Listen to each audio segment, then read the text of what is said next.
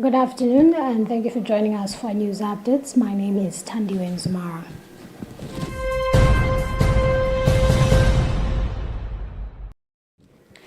Pope Leo XIV has begun conversations with United States President Donald Trump and Israel's Prime Minister Benjamin Netanyahu about the need to halt violence and seek solutions in the Middle East, the Pope told journalists on his Tuesday flight from Beirut to Rome.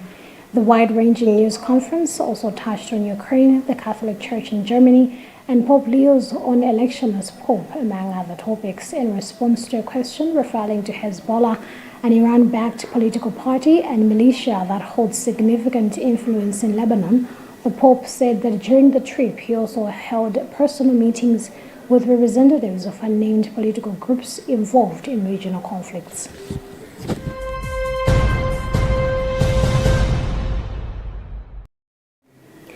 Acting Director General of the Mining and Minerals Regulatory Authority under the Ministry of Natural Resources, Energy and Mining, Patso Shikoti, has urged Malawians to refrain from selling their mining licenses to foreigners. He has made these remarks during a government and extractive stakeholders engagement meeting on mining compliance and governance organized by the Evangelical Association of Malawi and NCADCA, currently underway at Crossroads Hotel in Lilongwe. In his presentation on the regulatory landscape and the status of compliance in Malawi's extractive sector, Shikoti stressed that mining licenses are the property of the Malawian people, calling on citizens to demonstrate patriotism by safeguarding the country's natural treasures.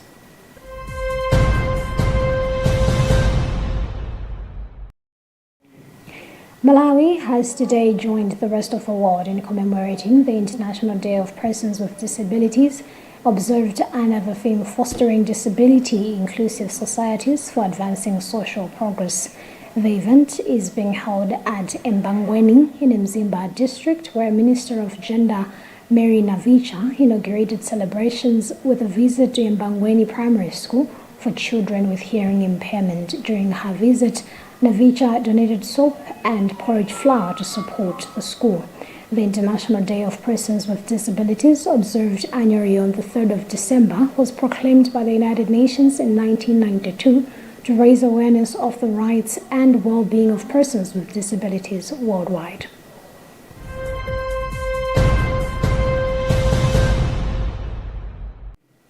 The Malawi Human Rights Commission (MHRC) has raised concern over the slow implementation of disability-related legislation, including the Disabilities Act of 2024, which aims to ensure equality and protect the rights of persons with disabilities.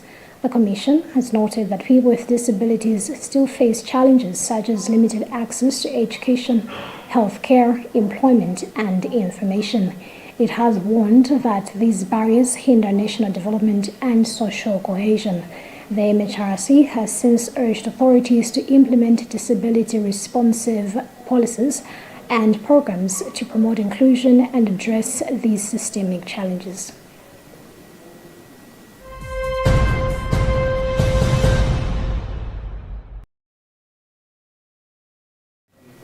And in other news, close to 100,000 people in northern Mozambique have been forced to flee in recent weeks after armed groups stormed their villages, burning homes and attacking civilians.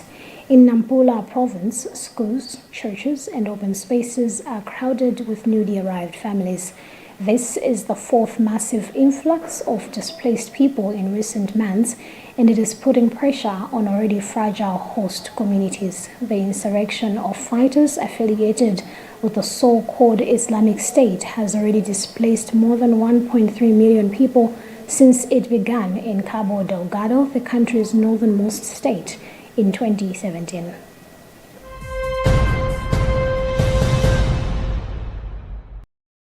And that's about what we had time for in this edition of Wine News Updates. Continue following the rest of our programs right here on Luntha TV. My name is Tandiwe Mzumara. Good afternoon.